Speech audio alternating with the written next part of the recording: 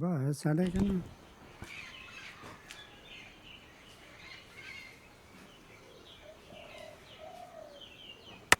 एगो देसे झोला इमाኝ मेसे बाजारिᱧ सेनोआ। ᱦᱳᱭ ᱦᱳᱭ ᱤᱫᱤᱭᱟᱹᱧ ᱱᱮ अच्छा और बाजार खन चेद कोኝ अगु तराया लई ᱧᱚᱜ मेसे। ᱥᱩᱠᱨᱤ ᱡᱤᱞ ᱟᱹᱜᱩᱭ ᱢᱮ अच्छा ᱴᱷᱤक ᱜᱮᱭᱟ ए हापे हापे मोबाइल ताम ओहो अच्छा देसे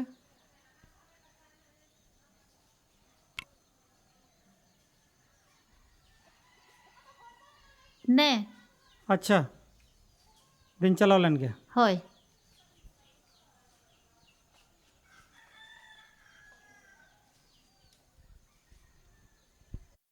बेटा इኛ नुआ रेडियो जुत्रो कते अगुइन में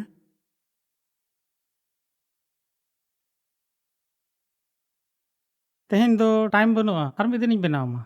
समय बनुआ होय तेहेन दो समय बनुआ और मिद दिनिñ बनाव चेया।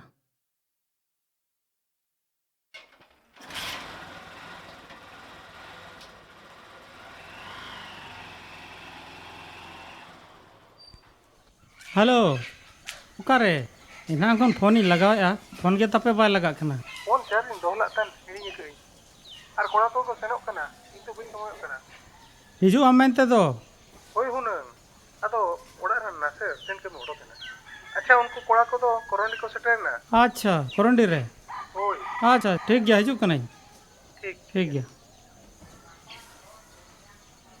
बेटा तेहियो बाजारम सेनोक कना होय बा बाजारिñ सेनोक कना इኛ नुआ रेडियो तिन जुत्रो कते अगुइन में बांगे बा तेहेन दो समय बनुआ और मिद दिन हाई चला तेहियो समय बनुआ बांगे बा बनुआ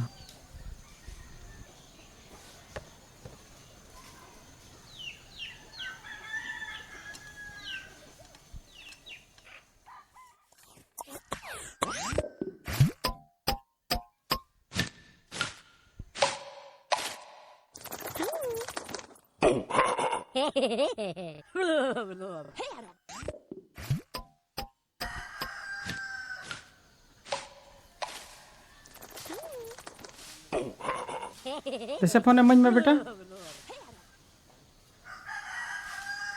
इनके फोन किरिंग में तो गे चिकायाम फोन आमा स्कूल रेना होमवर्क में इᱧᱟᱜ फोन ते गानोक कान गया इनके फोन दरकार बांगे बांगे फोन को बांगे ता फोन इतान में से फोन इमाኝ में चलाओ चो ñam से बांगे इताम कनाኝ से घड़ी को कनाኝ अच्छा ठीक गया निया धाव एग्जाम रे फर्स्ट डिवीजन हिजू में इनकान फोन नहीं हतावा मा दे दे तो फोन दे बाबा फाइनल एग्जाम लगे पून चांद तो बना गया ओहो एगो किरिኛय मेसे स्कूले चला कना ट्यूशने चला कना फर्स्ट डिवीजन ते नहीं पास गया किरिኛय में बांगे बांगे एग्जाम में पास लगे तबे ना फोन तो हतावा मा दे दे तो फोन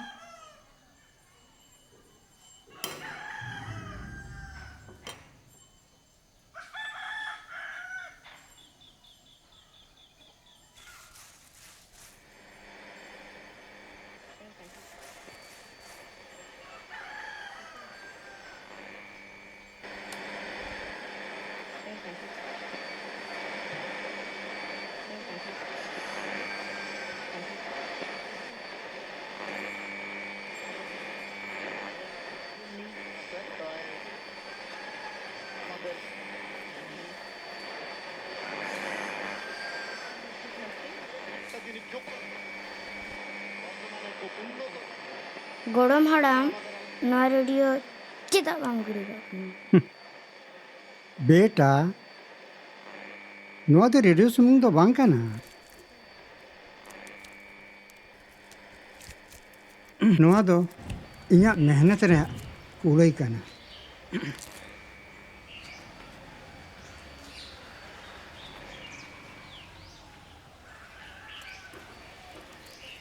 ᱤᱧ ᱡᱩᱣᱟᱹᱱ ᱛᱟᱦᱮᱸ ᱚᱠᱛᱚ ᱟᱹᱰᱤ ᱜᱮ ᱢᱚᱱᱮ ᱛᱟᱦᱮᱸ ᱞᱮᱱᱟ ᱨᱮᱰᱤᱭᱳ ᱦᱟᱛᱟᱣ। ᱡᱚᱛᱚ ᱦᱚᱲ ᱠᱚ ᱴᱷᱮᱱ ᱨᱮᱰᱤᱭᱳ ᱠᱚ ᱛᱟᱦᱮᱸ ᱠᱟᱱᱟ। ᱤᱧ ᱦᱚᱸ ᱤᱧ ᱵᱟᱵᱟ কে ᱢᱮᱛᱟ ᱫᱤᱭᱟᱹᱧ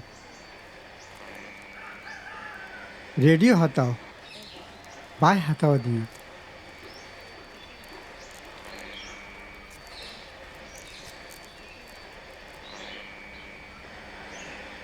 उन समय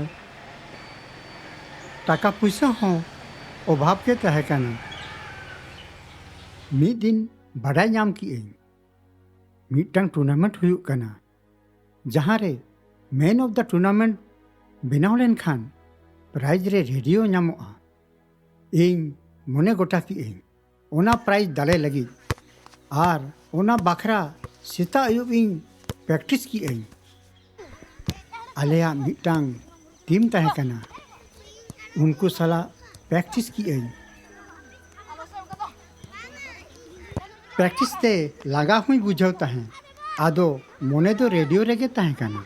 ओनाते लांगाई बुझाव रहों आरहों बेरेत कते इन प्रैक्टिस तहें।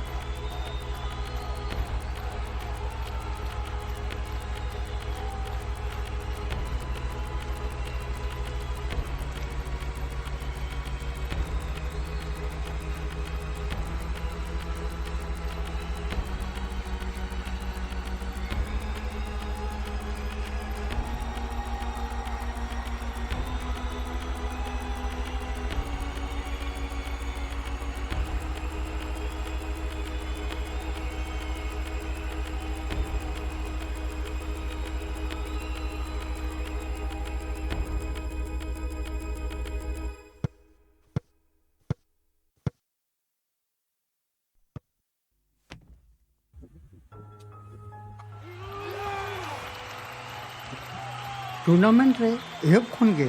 आले अड़ी बेस ले खेल किया और बेस खेल खेलते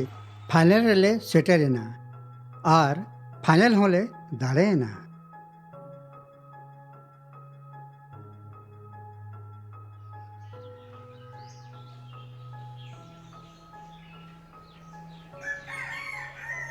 इन जहां इन कुकुम नेलेदा ओना तो सरी है ना इन दो मैन ऑफ द टूर्नामेंट बनावे नहीं आर सिरपर दो नाम की रही नोआ रेडियो।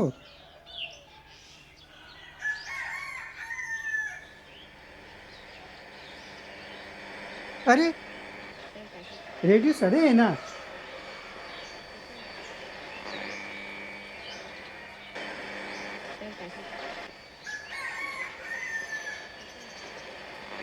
बेटा जहाँ जिनिस निजर मेहनत ते नाम का अबो ओनारे रस्क दो भेगार के तहेना चेदा चे बाड़ायाबो तीना मेहनत कते बोन नामा का।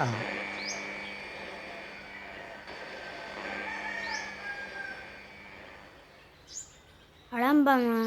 इन मेहनत हते रेडियो दाड़ेलना और इन बाबा मा खाली फोन लगी एग्जाम रे फर्स्ट डिवीजन अगुई मीटिंग कना।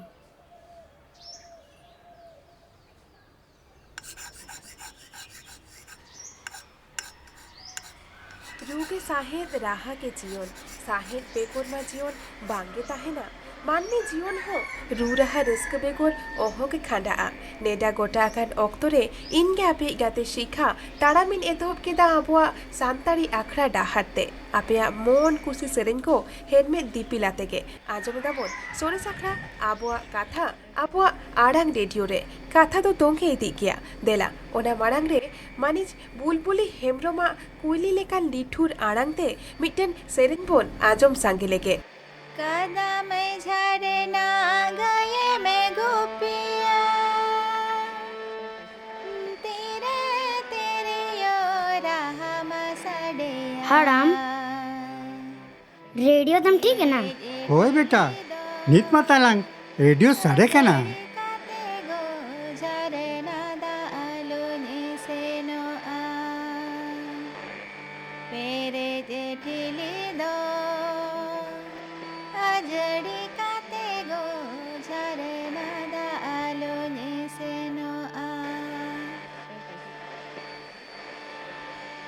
Seket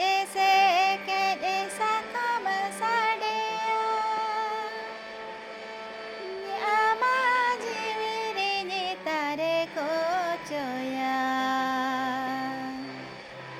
Ikhon tiriyo Rahama adoa palidiri jomiya Ikhon tiriyo